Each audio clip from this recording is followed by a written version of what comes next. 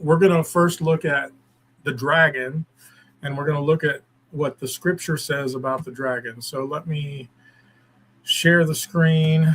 And a great sign appeared in heaven, a woman clothed with the sun, with the moon under her feet, and on her head a crown of 12 stars. She was pregnant and was crying out in birth pains and the agony of giving birth. And another sign appeared in heaven. Behold, a great red dragon with 7 heads and 10 horns, and on his heads 7 diadems. His tail swept down a third of the stars of heaven and cast them to the earth. And the dragon stood before the woman who was about to give birth, so that when she bore her child, he might devour it. Now, real quick, I want to talk about this. This is a woman that is considered, this is not the great whore. This is a virtuous woman that the red dragon tries to destroy. There's 12 stars, and this is where the idea that a third of the angels fell or will fall or whatever, because other than this passage, I don't think it ever says in the Bible that a third of the angels fell. So, but this dragon takes a third of the stars down with him, whatever that means. So, but we're just reading about this dragon. We'll get more into it here in a minute. She gave birth to a male child, which I assume is Christ. So this woman is probably Israel, I'm guessing. One who is, or the righteous of Israel, I should say. One who is to rule all the nations with a rod of iron, but her child was caught up to God and to his throne. And the woman fled into the wilderness, where she has a place prepared by God, in which she is to be nourished for 1,260 days. I believe that's 3.5 years. 365, 7. I can't do that on my head right now, but I believe that is 3.5 years, which is the time of the Great Tribulation. Now, war arose in heaven, Michael and his angels fighting against the dragon, and the dragon and his angels fought back, but he was defeated, and there was no longer any place for them in heaven. And the great dragon was thrown down, that serpent who is called the devil and Satan, the deceiver of the whole world. And he was thrown down to the earth, and the angels were thrown down with him. So, or his angels. Now, this could be referring to the third of the stars that fell with him here. But it doesn't say exactly. So, but it is interesting at this point, it is thrown to the earth.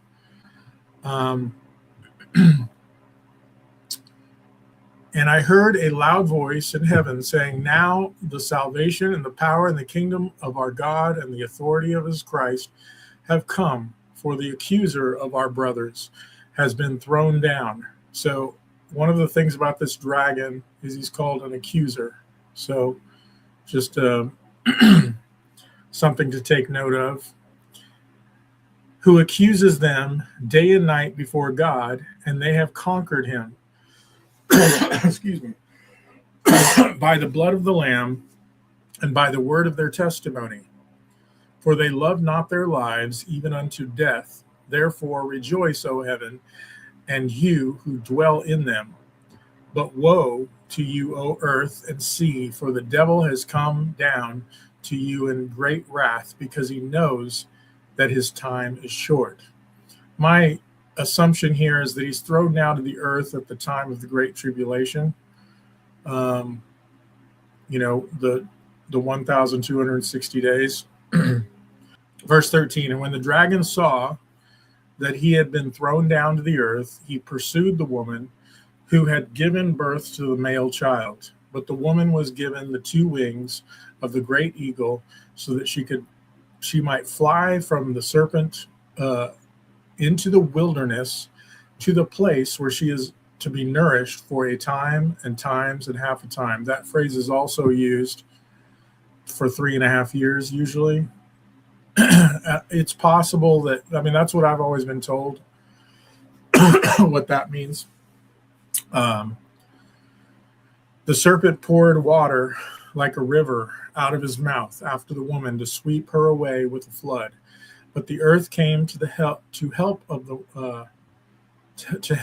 the woman, and the earth opened its mouth and swallowed the river that the dragon had poured from his mouth. Then the dragon became furious with the woman and went off to make war on the rest of her offspring, on those who keep the commandments of God and hold to the testimony of Jesus. So these are believers in Christ. And he stood on the sand of the sea. So I want to, one particular thing before we move on to the next passage I wanted to read. The great and the dragon, let's see, the ancient serpent. Here's the phrase I want to focus on here. The ancient serpent, who is called the devil and Satan, the deceiver of the whole world, he was thrown down to the earth, and his angels were thrown down with him. So that ancient serpent, what I would like to do next is go to the earliest time in the Bible, Genesis 3. This is right after creation. Adam and Eve were created. There was the two trees, the tree of knowledge of good and evil and the tree of life. So the tree of life they could take and eat forever. The tree of knowledge of good and evil, God said that they would die if they ate of it, right? So that's where we're picking up here. This is at the very beginning of the Bible, and this is the first time the serpent is mentioned. So the serpent of old, is that the phrase that is used here? That ancient serpent is the way this version says it. So over here, we're going to start reading about the ancient serpent at the beginning.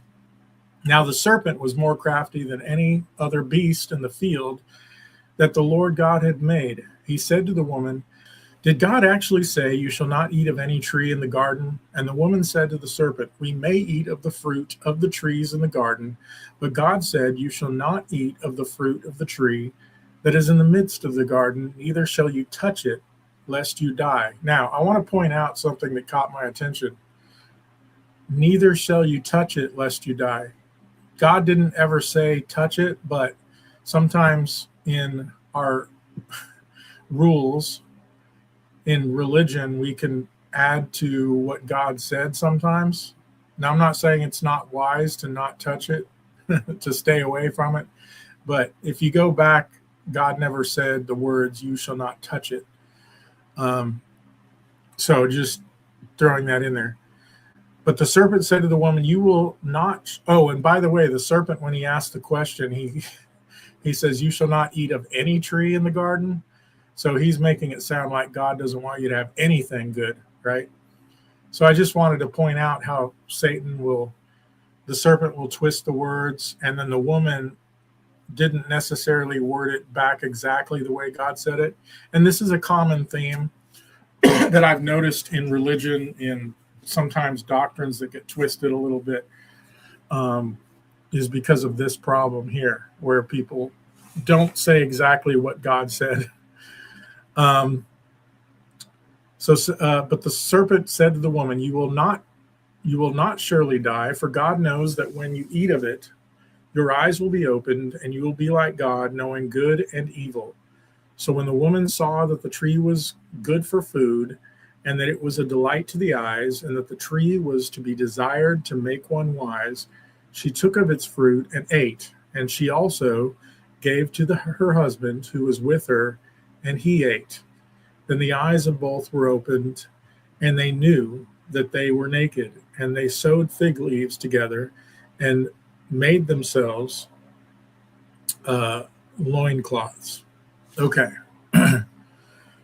So that's important to know. So you have these two trees, the tree of knowledge of good and evil. Now, I'm convinced that the first false religion was based on the Garden of Eden, of Satan's lie that the day you eat of it, you know, God doesn't want you to know good and evil and all that stuff, right?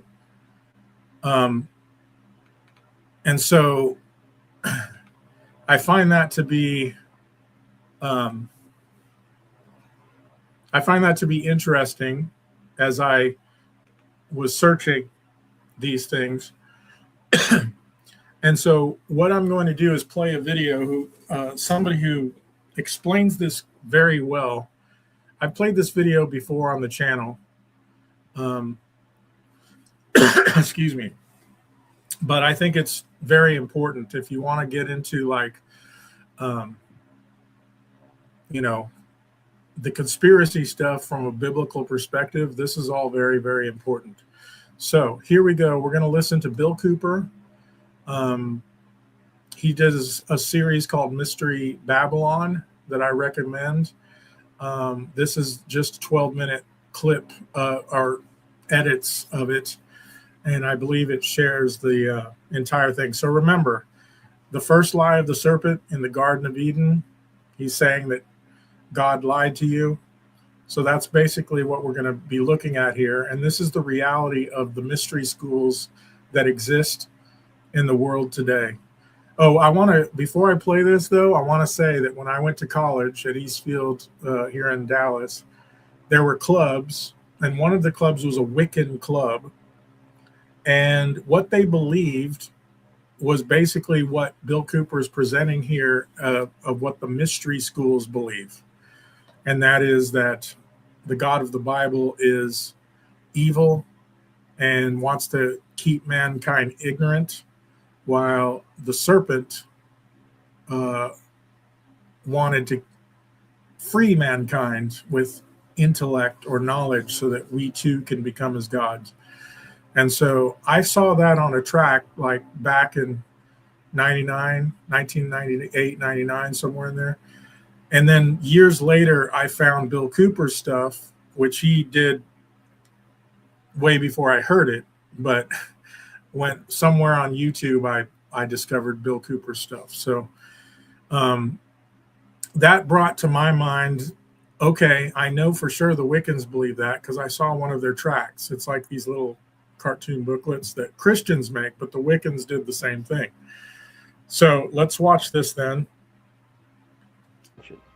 Hold on, let me start. Here we go. When I first saw the movie 2001, I was amazed, awed, to say the least. The entire scope of the movie was overpowering, and for most of the people of the world was completely baffling. Most people who saw that movie did not understand from beginning to end what it was that they had experienced, but they knew, everyone who saw it, knew that they had experienced something profound. That something had been communicated to the dark, deep recesses of their mind, which they did not understand, and indeed, which they were incapable of understanding. For you see, the movie was not meant for the profane, as most of us are called, by the adepts or the initiates or the priests of the mystery schools. For that movie was a message to those initiates who were well versed in the symbology and the mystery religion of an ancient religion that is practiced to this day in secret. Now I'm going to tell you the meaning of the symbology that you saw in the movie 2001, and then each and every listener should go to their local video rental store and watch the movie again from beginning to end. For it is the story of the entire human race according to the history of the mystery religion of ancient Babylon. Now, most people that I knew attributed what happened to some extraterrestrial force, and they were receiving the exoteric interpretation, or that which is meant for the profane, those who are not illumined and cannot understand what it is they are seeing.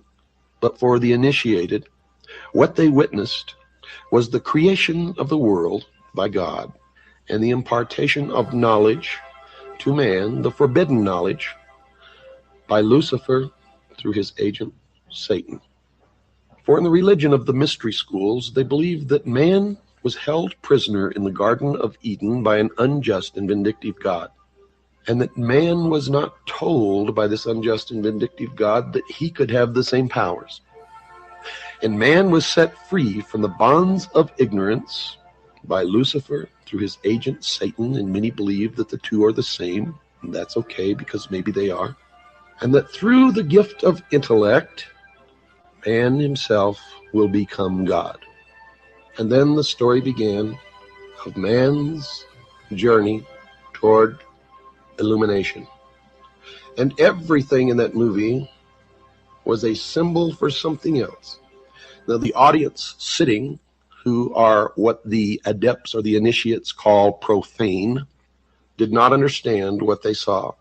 They thought that it was really about a journey into space by an astronaut or a group of astronauts, and the bad things that happened to some of them, and one survived, and none of them understood the significance of the obelisks, the monoliths, one on the moon, one in orbit around Jupiter, and the ultimate transformation of the astronaut into a giant fetus floating in space.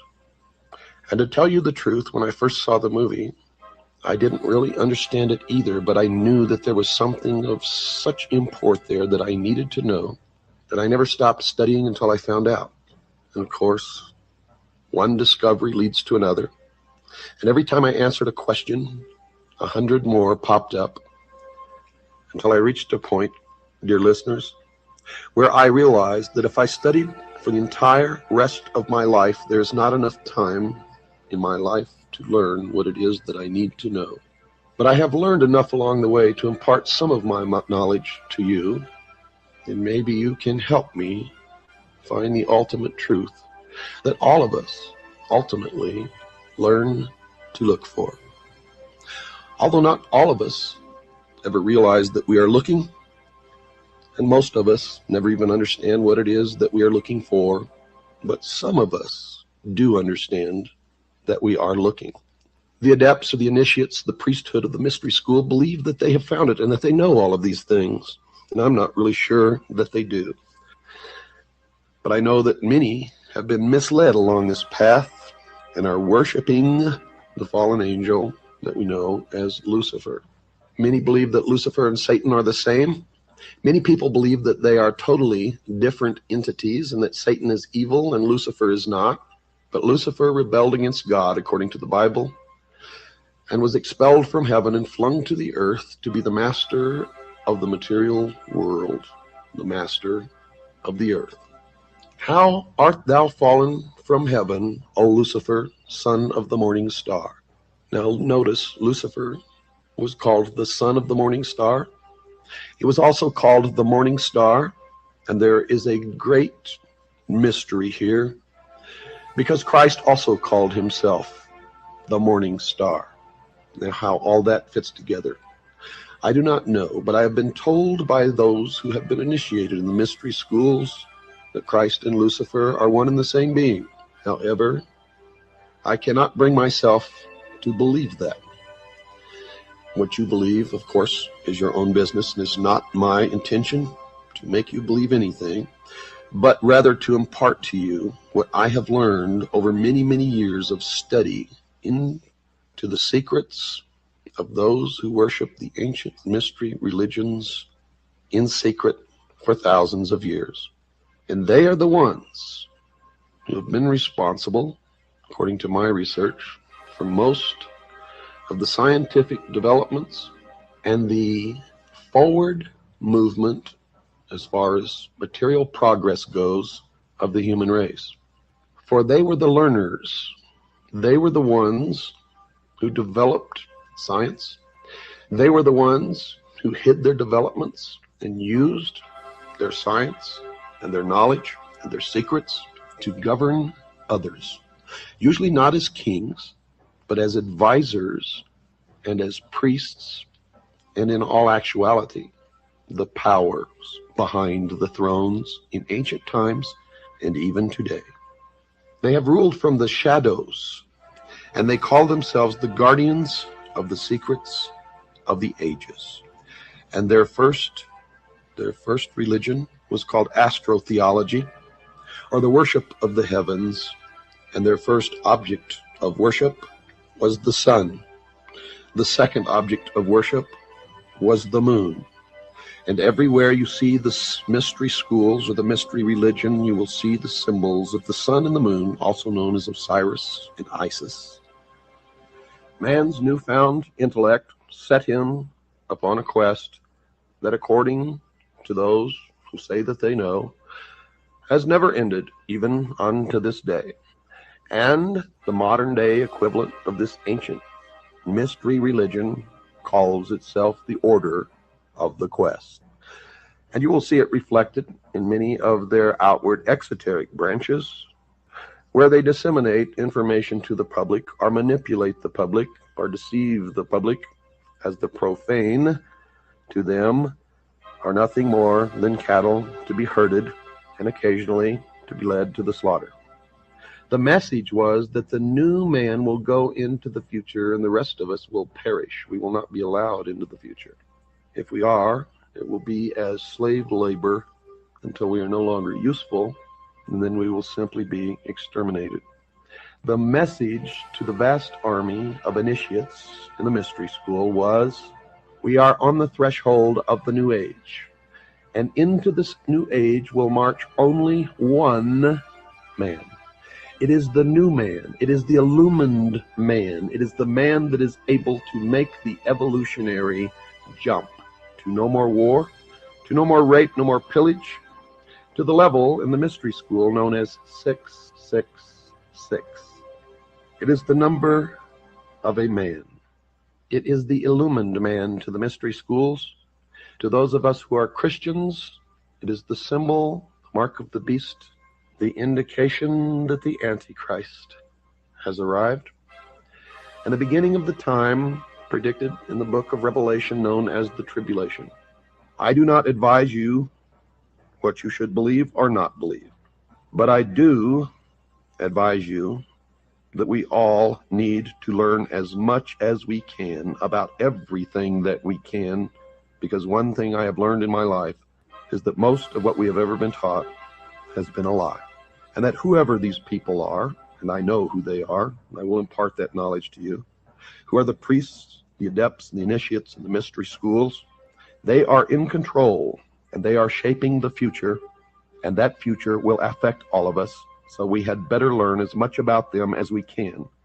You cannot identify an enemy unless you know the enemy, and you cannot fight a battle if you know nothing about the battle tactics of your opponent.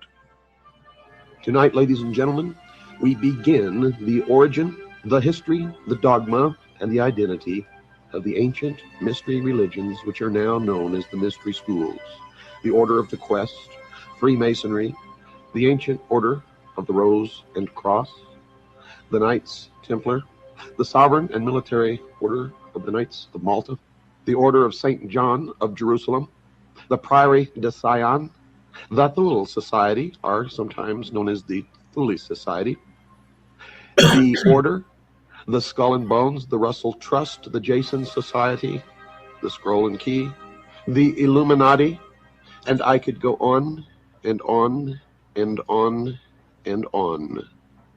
But the most important thing to realize is that they all have been collectively known throughout the ages as the mystery schools, the Illuminati, which literally means illumined ones, international socialism, communism. They are all one and the same, as you will come to know. And you will understand perfectly how they've been able to infiltrate all of our society. What you hear tonight does not necessarily reflect my views or beliefs or religion. We have to begin in the beginning with every story and every history. And we have to begin at the beginning of mankind. And the beginning is the beginning according to the mystery religion. And they believe wholeheartedly that man is a product of evolution, not of an extraterrestrial race, and not of the creation of some benevolent God.